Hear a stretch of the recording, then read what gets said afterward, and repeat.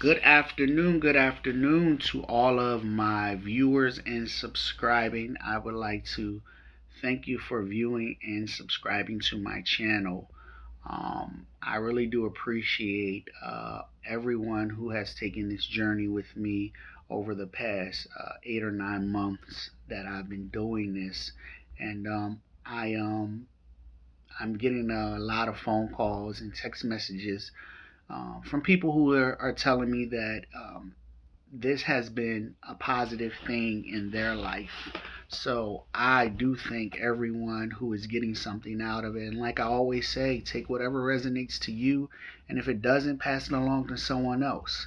The word says, if I can help someone as I travel along the way, then my living shall not be in vain. And I do take that to heart. So thank you, thank you, thank you. Let's get to it. The name of this video is It's Time to Make Peace with Your Loved Ones. It's time to make peace with your loved ones.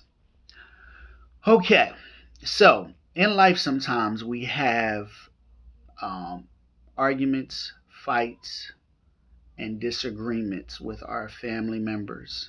And sometimes these rivalries can last for years. Um, I've seen this happen in so many different people's lives and things like that, and in their families, um, where a sibling will not speak to another sibling for a very long time.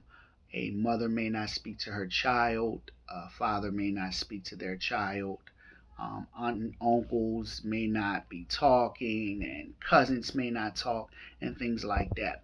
And we all know that in life, we all have various characters in our lives that we have to portray. Okay?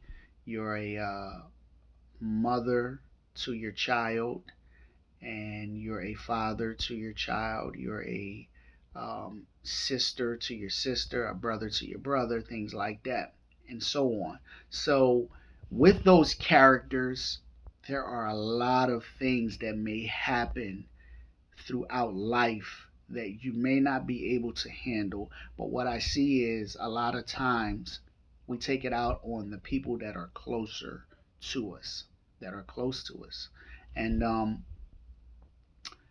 what ends up happening is when it does happen, uh, the pride steps in the way, the ego, um, that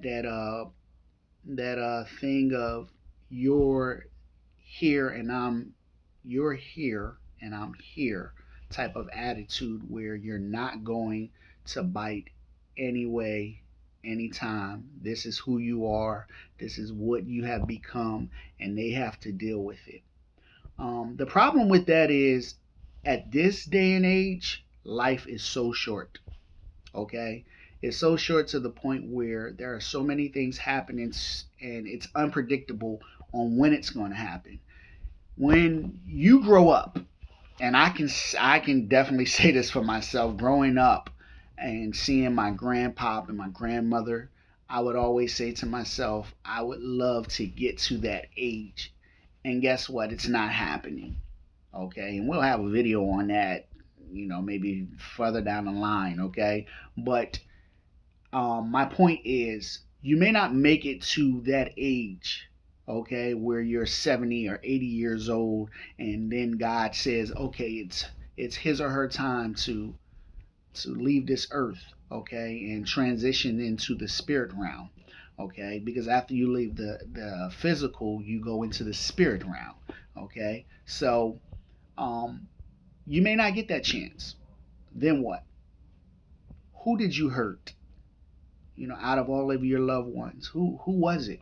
Was it a husband? Was it a wife? Was it a father or a mother? Was it a brother or a sister? Was it an aunt, uncle, cousin? Something on that line of a loved one. Okay, and did you get a chance to say you were sorry? I think in some instances and some things that we go through, we tend to not want to be the bigger person. Okay, we pretend that we are okay with the way things are going. In our mind, we can deal with it. Oh, it doesn't matter if I never talk to that person again. It doesn't matter if they're mad at me. It doesn't matter if they talk about me. But we are dealing with a lot of stress behind everything that we're saying, because it does matter. It does hurt. It is bothering us. It is attacking our mind. Depending on how much of a relationship you have with that person, what type of relationship it may have been, you are worried. You're stressed. Okay, and I always give examples. And I'll start with my own family. Okay, um, growing up in my household with my siblings. Okay, there are five of us all together. Okay, so me, I have four siblings. All right, um, one person that may be close to me than all of my siblings, I can actually say my twin brother, because we're twins. Okay, um, but the one thing I like about my sibling circle is we're close. I can honestly say we are close. Now, our closeness is crazy. It really is. Now, we have so many arguments. We go through so many things. We've had fights, everything. But when we really need each other, we are there. We do not let months go by before we talk to one another. We may let weeks go by sometimes if we're mad at each other, but it's not months at a time. And I thank God for that, because I've seen that happen. Um, we uh, we try to reach out to each other as much as possible. We don't let years go by, and with all of us living in different states, that was one of the hardest things for us to actually all split up because of our closeness. So when we all started branching out and making our own families, getting married and things like that, it was hard for us to adapt because of our closeness. So I think when we got, married, three of us, because only three of us did get married, um, seeing things in our significant other lives kind of affected the way that uh, we wanted them to be with their siblings, because we were a different way with our siblings. Um, and sometimes it would even hurt our feelings. I can definitely speak for myself and say that when I seen it in both marriages, um, it kind of bothered me. So I always stayed on top of both of my wives at the time, and I said to both of them, and I would say, hey, look, maybe you should call your sibling up, maybe you should spend some time with them. Um, I tried not to force it as much, because I know that we're all different. But at the same time, it would bother me because of the closeness that I had with my own siblings. And we barely keep things from one another.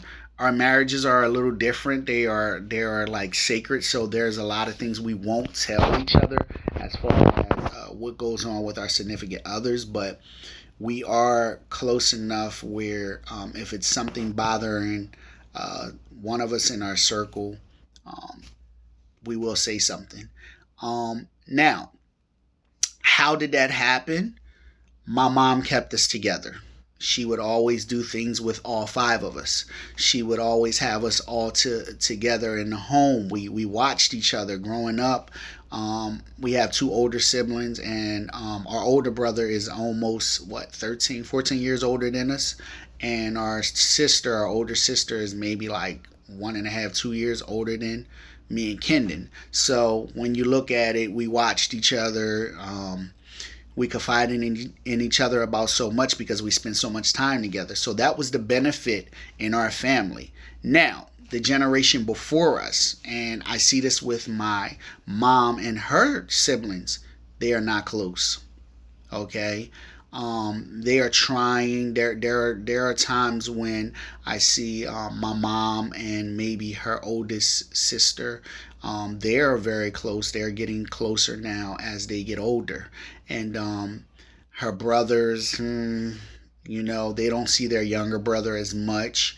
Um, then there is their sister in the middle that they really don't see that much. And then the youngest sister, she's all the way in Ohio, so they really don't see her at all. The communication is way off.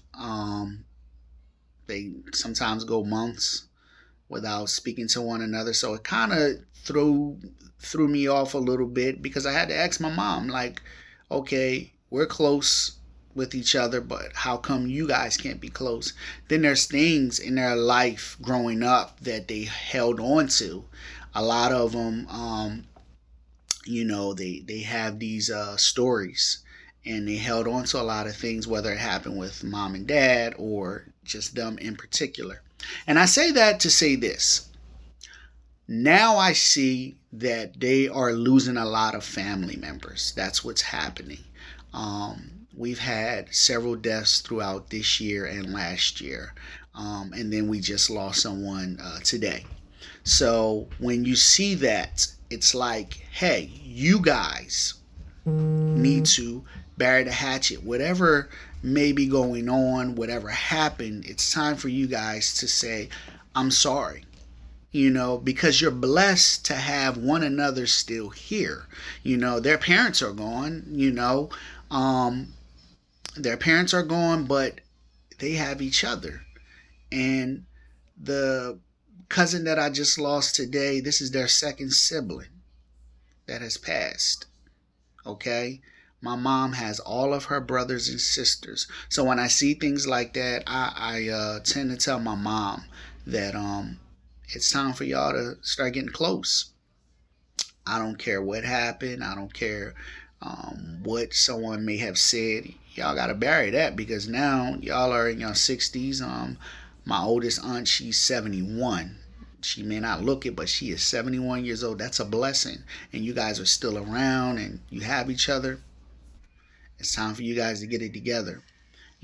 So when you see things like that, and then people leaving here, it's time to definitely say, I'm sorry. I love you. When can we meet again? You know, uh, it's even time for some family reunions. That's something that I would definitely encourage my family to do because people are falling over left and right in the Gibson family right now. All right. So from a family standpoint of view, you have some sibling rivalry, fix it.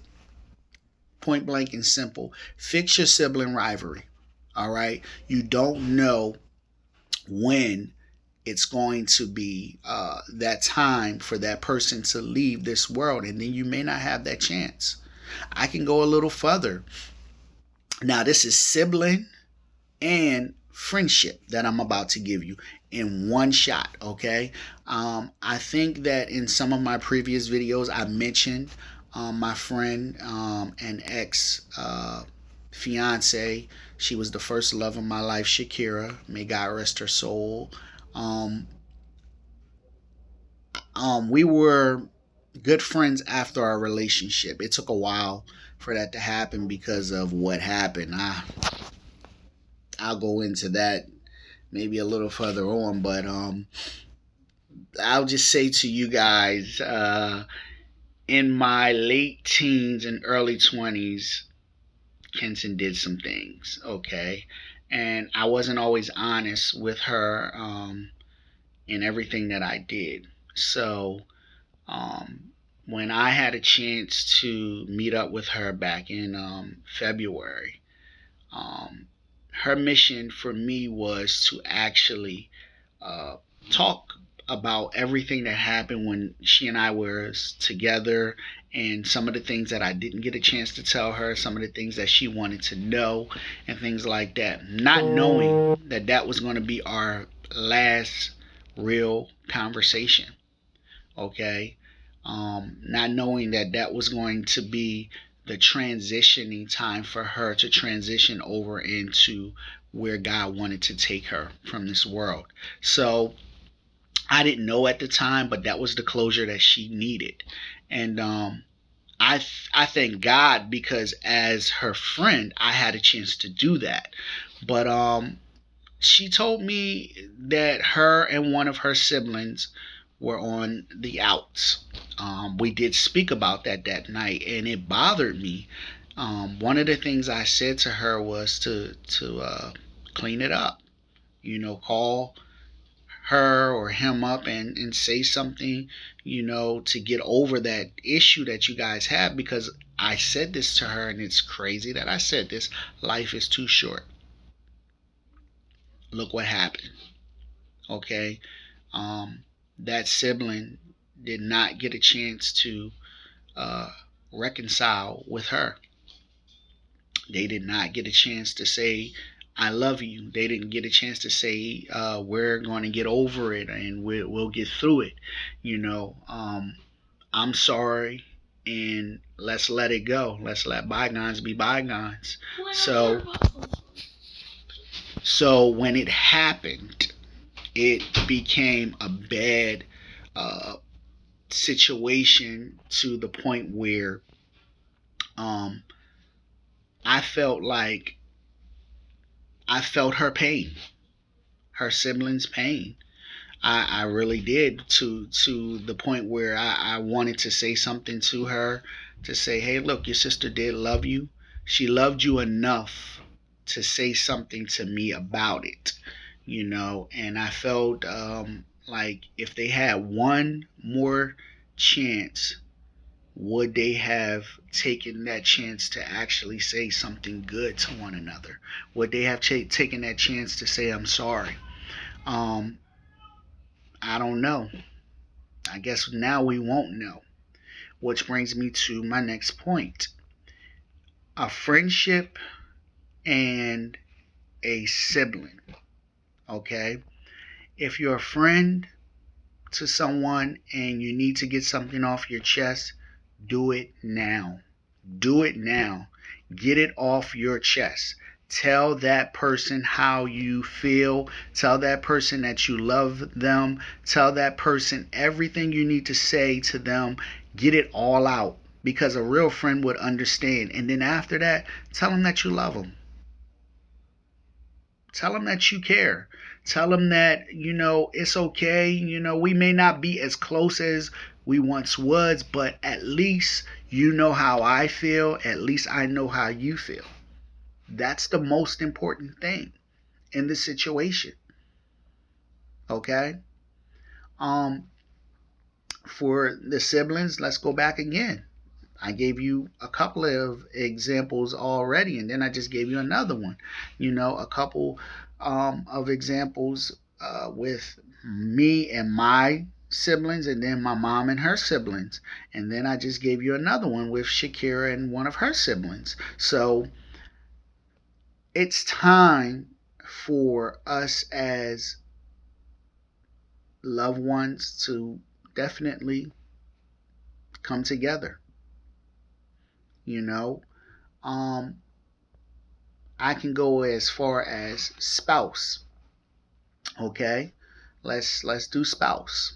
All right, it's so important to tell your significant other that you love them as much as possible. Don't just say it when it's convenient. You need to say it as much as possible. If you have someone that you love, tell them that you love them. Okay? The one thing that I do like about counseling, and I've had this twice in my lifetime, okay, with the marriage counseling or relationship counseling, okay. Um, and one thing that the counselor will say: never go to bed angry with one another. Always tell each other that you love each other. That is so true. It's so important. I see so many people in relationships and things like that, or married, where They won't get that chance to say I'm sorry to their loved one, or I love, my significant other. Um, and then something happens, and that's it. You know, I'm gonna give you an example that makes me think every so often. Okay, I'm not gonna say every day, but every so often I think about this, because I miss him so much. My ex brother-in-law, he passed away last January, and he was a good dude. May Lewis Lindsay, rest in peace. He was a good person, and we had a awesome relationship. When I had the opportunity to talk to Lewis, we would talk and just conversate about anything. I was pretty close to both of my brother-in-law, so I thank God for that. But when he died, he left behind a wife and a brand new baby boy. Okay, I believe his son was just about to turn 1 years old. So it made me think, and this is what I think about ever so often. It made me think, was him and his wife at a good place? What goes through her mind about those last moments? That last time she had a chance to actually talk to him. Was it a good talk? Did they argue, or did they have a happy time and then that happened?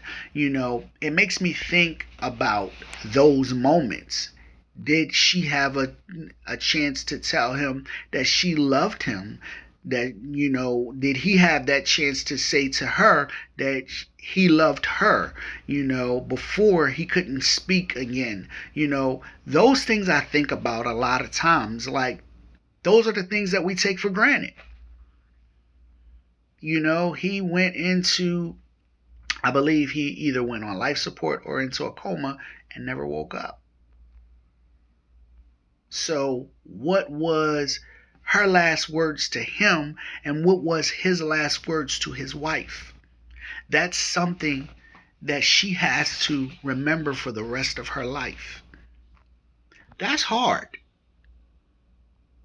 That's hard, especially if it wasn't a good memory. You have to live with that for the rest of your life. That makes me strive to want to be the best that I can be in any relationship that I decide to be in from here on out. When it's time for me to get and build another relationship, I want to make sure that that's one of the things that I set in my foundation. I want to be able to tell my significant other that I love them every day. And having someone to love and to hear it and tell you and you tell them, and man, it's a beautiful thing. That is something that you want to build on. Even if you are mad at each other, even if you are uh, on the outs, you should always tell each other, I love you. Especially if you love that person. It's nothing wrong with it. It's nothing wrong with it. I don't care if you have a deep commitment or not. If you love someone, tell that person that you love them, because you never know when you're going to get another opportunity. So his situation makes me think a lot. I feel for that wife because her husband is gone. I feel for that little boy because his father is gone. And what was the last thing he did with his child? That memory, if you're under 1 years old, you probably won't have a memory of your father. I think about that. That's something to think about. So it's time now. There's a lot going on in my city right now, in the city of Chester, where I grew up at. So many people dying, and a lot of them are young men. I'm seeing it. I am seeing it. I'm bearing witness to it. My twin brother is preaching at a lot of these young people's funerals every week. There is a funeral just about, and he is out preaching at these funerals. And they're young people. Y'all don't notice this? God is not taking the older folks anymore. He's taking the young folks. And I'm talking about as young as people in their 50s and 60s. That is young to me. When I die, I want to be able to leave here in my 80s and 90s. And that way I can say that is a long, productive life. If God allows me to see 75, that is an expected, what is it, 73 or 75? That is an expected life in the Bible. That's expected life that God actually gives you.